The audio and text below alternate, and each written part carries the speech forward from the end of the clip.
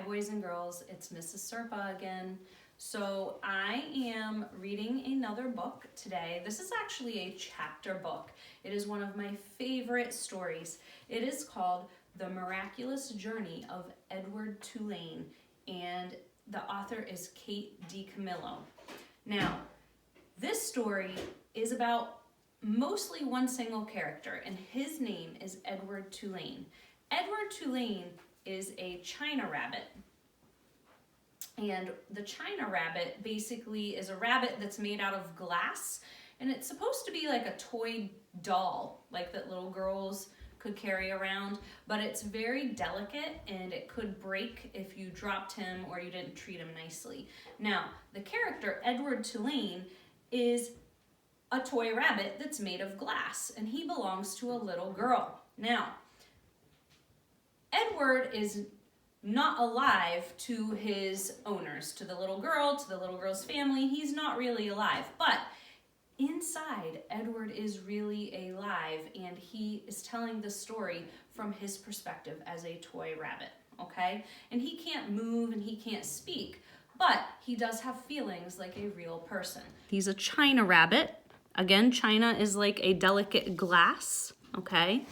And here is a picture of Edward Tulane sitting there waiting for his little girl when she would go to school for the day. You'll hear about that in the story. And then another picture is here. Now, this is a little girl holding something called a pocket watch. A pocket watch is not a watch that goes on your wrist, not like the one on my wrist here, okay? This is one that back in the old days, people used to have these pocket watches, and they could put them inside their pocket instead of putting them on their wrist, okay?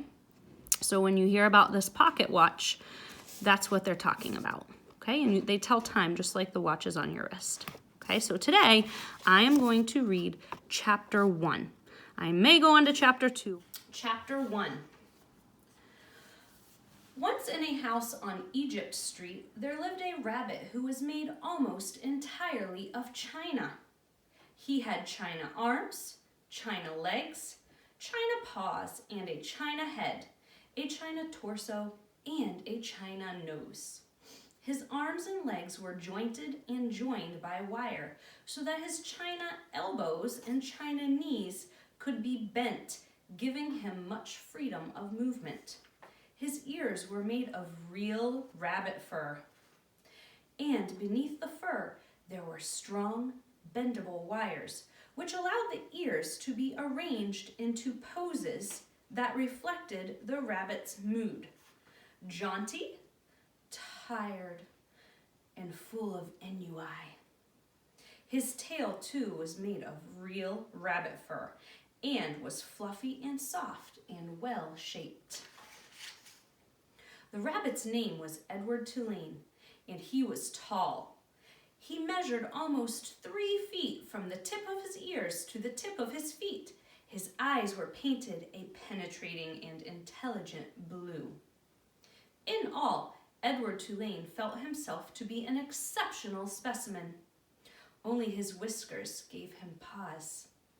They were long and elegant, as they should be, but they were of uncertain origin.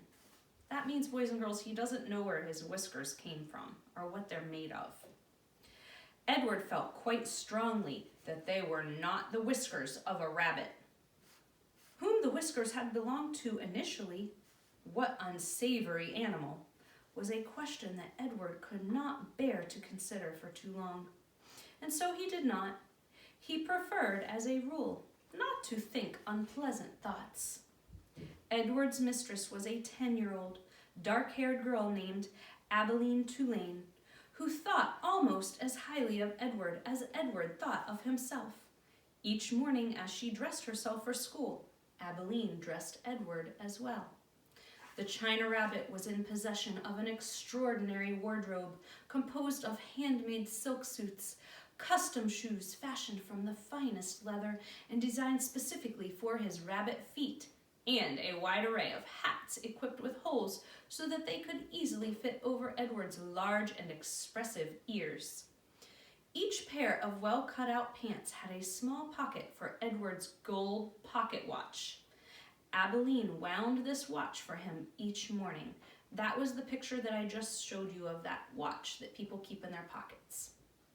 "Now, Edward," she said to him after she was done winding the watch, "when the big hand is on the 12 and the little hand is on the 3, I will come home to you." She placed Edward on a chair in the dining room and positioned the chair so that Edward was looking out the window and could see the path that led up to the Tulane front door. Abilene balanced the watch on his left leg. She kissed the tips of his ears and then she left, and Edward spent the day staring out at Egypt Street, listening to the tick of his watch and waiting. Of all the seasons of the year, the rabbit most preferred winter, for the sun set early, and the dining room windows became dark, and Edward could see his own reflection in the glass. And what a reflection it was! Boys and girls, he just thought he was fancy and fantastic. What an elegant figure he cut! Edward never ceased to be amazed at his own fineness. In the evening, Edward sat at the dining room table with the other members of the Tulane family. Abilene, her mother and father, and Abilene's grandmother, who was called Pellegrina. True, Edward's ears barely cleared the tabletop, and true also, he spent the duration of the meal staring straight ahead at nothing but the bright and blinding white of the tablecloth. But he was there, a rabbit at the table. Abilene's parents found it charming that Abilene considered Edward real, and that she sometimes requested that a phrase or story be repeated because Edward had not heard it. "Papa," Abilene would say, "I'm afraid that Edward didn't catch that last bit." Abilene's father would then turn in the direction of Edward's ears and speak slowly, repeating what he had just said for the benefit of the China rabbit. Edward pretended out of courtesy to Abilene to listen, but in truth, he was not very interested in what people had to say. And also, he did not care for Abilene's parents and their condescending manner toward him. All adults, in fact, condescended to him.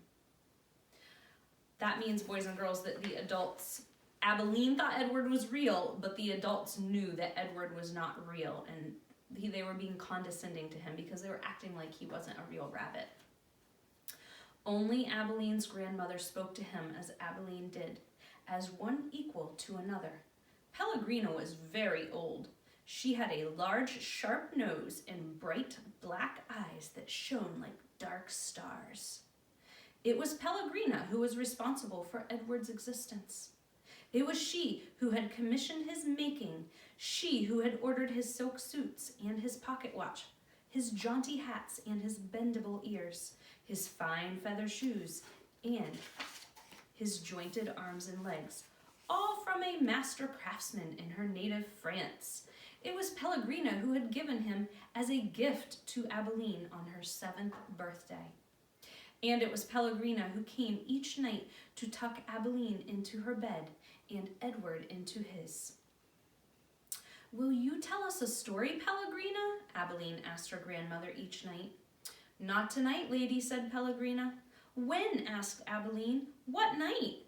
"Soon," said Pellegrina. "Soon there will be a story." And then she turned off the light, and Edward and Abilene lay in the dark of the bedroom. "I love you, Edward," Abilene said each night after Pellegrina had left. She said those words, and then she waited, almost as if she expected Edward to say something in return. Edward said nothing. He said nothing because, of course, he could not speak. He lay in his small bed next to Abilene's large one. He stared up at the ceiling and listened to the sound of her breath entering and leaving her body, knowing that soon she would be asleep.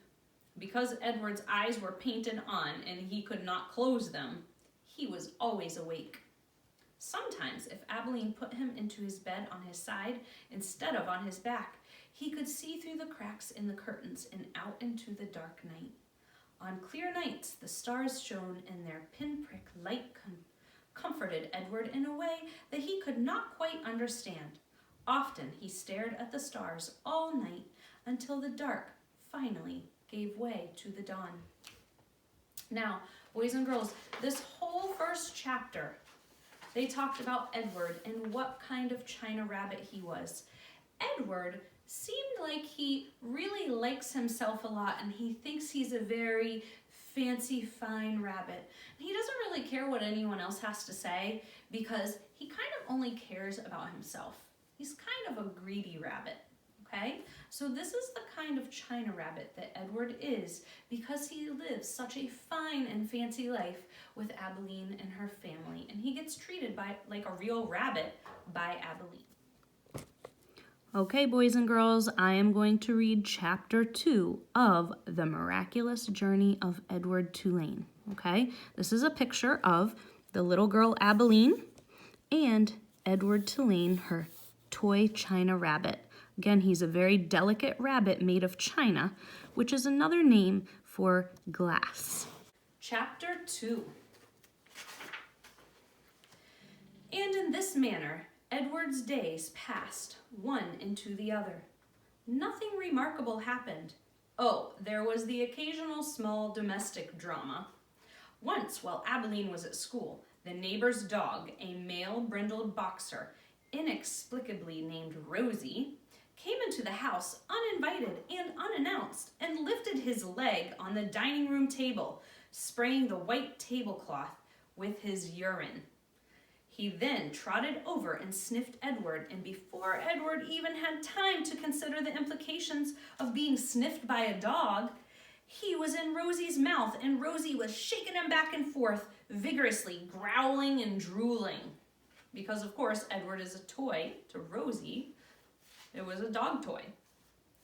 Fortunately, Abilene's mother walked past the dining room and witnessed Edward's suffering. "Drop it!" she shouted to Rosie, and Rosie, surprised into obedience, did as she was told. Edward's silk suit was stained with dog drool, and his head ached for several days afterward, but it was his ego that had suffered the most damage. Abilene's mother had referred to him as it, and she was more outraged at the dog urine on her tablecloth than she was about the indignities that Edward had suffered at the jaws of Rosie. And then there was the time that a maid, new to the Tulane household and eager to impress her employers with her diligence, came upon Edward sitting on his chair in the dining room. "What's this bunny doing here?" she said out loud. Edward did not care at all for the word bunny. He found it derogatory in the extreme. So remember, Edward thinks he is fantastic and fancy and a wonderful rabbit, okay? So everybody to him, he thinks all these people are being mean to him. The maid bent over him and looked into his eyes. She said. She stood back up. She put her hands on her hips. "I reckon you're just like every other thing in this house, something needing to be cleaned and dusted." And so the maid vacuumed Edward Tulane. She sucked each of his long ears up the vacuum cleaner hose. She pawed at his clothes and beat his tail. She dusted his face with brutality and efficiency. And in her zeal to clean him, she vacuumed Edward's gold pocket watch right off his lap. The watch went into the maw of the vacuum cleaner with a distressing clank that the maid did not even seem to hear. When she was done, she put the dining room chair back at the table, and uncertain about exactly where Edward belonged, she finally decided to shove him in among the dolls on a shelf in Abilene's room. "That's right," said the maid. "There you go." She left Edward on the shelf at a most awkward and inhuman angle. His nose was actually touching his knees, and he waited there with the dolls, twittering and giggling at him like a flock of demented and unfriendly birds, until Abilene came home from school and found him missing and ran from room to room calling his name. "Edward!" she shouted. "Edward!" There was no way, of course, for him to let her know where he was. No way for him to answer her. He could only sit and wait. When Abilene found him, she held him close, so close, that Edward could feel her heart beating, leaping almost out of her chest on its agitation. "Edward," she said. "Oh, Edward, I love you. I never want you to be away from me." The rabbit, too, was experiencing a great emotion. But it was not love. It was annoyance that he had been so mightily inconvenienced, that he had been handled by the maid as cavalierly as an inanimate object, a serving bowl, say, or a teapot. The only satisfaction to be had from the whole affair was that the new maid was dismissed immediately. Edward's pocket watch was located later, deep within the bowels of the vacuum cleaner, dented, but still in working condition. It was returned to him by Abilene's father, who presented it with a mocking bow. "Sir Edward," he said, "your timepiece, I believe." The Rosie affair and the vacuum cleaner incident, those were the great dramas of Edward's life, until the night of Abilene's 11th birthday, when, at the dinner table, as the cake was being served, the ship was mentioned. So, boys and girls, this whole chapter 2, okay, Edward has a pretty wonderful life as a China doll rabbit. He gets to sit in a chair and wait for Abilene. He gets to sit at the dinner table with her family, and he wears fancy clothes, and he has a fancy watch, and he's beautiful, made out of real rabbit fur and real china. So the big dramas of his life and the big problems he had in his life were being cleaned up by a maid that cleaned him, and Rosie the dog getting a hold of him and shaking. Poor Edward lays on the floor. Chapter 3, okay? And then there will be more to come. This one doesn't really have any pictures today, so I'm just going to get started. This chapter's pretty short, okay? "She is called the Queen Mary," said Abilene's father, "and you and your mamma and I shall sail on her all the way to London." So what's happening here, boys and girls, is they're going on a trip, probably a little vacation. So Abilene is going with her family on a cruise ship called the Queen Mary, okay? "What about Pellegrina?" said Abilene. "I will not go," said Pellegrina. "I will stay." Edward, of course, was not listening. He found the talk around the dinner table excruciatingly dull. In fact, he made a point of not listening if he could help it. But then Abilene did something unusual, something that forced him to pay attention. As the talk about the ship continued, Abilene reached for Edward and took him from his chair and stood him in her lap. "And what about Edward?" she said, in her voice high and uncertain. "What about him, darling?" said her mother. "Will Edward be sailing on the Queen Mary with us?" "Well, of course, if you wish, although you are getting a little old for such things as China rabbits." "Nonsense," said Abilene's father jovially. "Who would protect Abilene if Edward was not there?" From the vantage point of Abilene's lap, Edward could see the whole table spread out before him in a way that he never could when he was seated in his own chair. He looked upon the glittering array of silverware and glasses and plates. He saw the amused and condescending looks that Abilene's parents He saw the amused and condescending looks of Abilene's parents, and then his eyes met Pellegrina's, the grandmother. She was looking at him in the way a hawk hanging lazily in the air might study a mouse on the ground. Perhaps the rabbit fur on Edward's ears and tail and the whiskers on his nose had some dim memory of being hunted, for a shiver went through him. "Yes," said Pellegrina, without taking her eyes off Edward. "Who would watch over Abilene if the rabbit were not there?"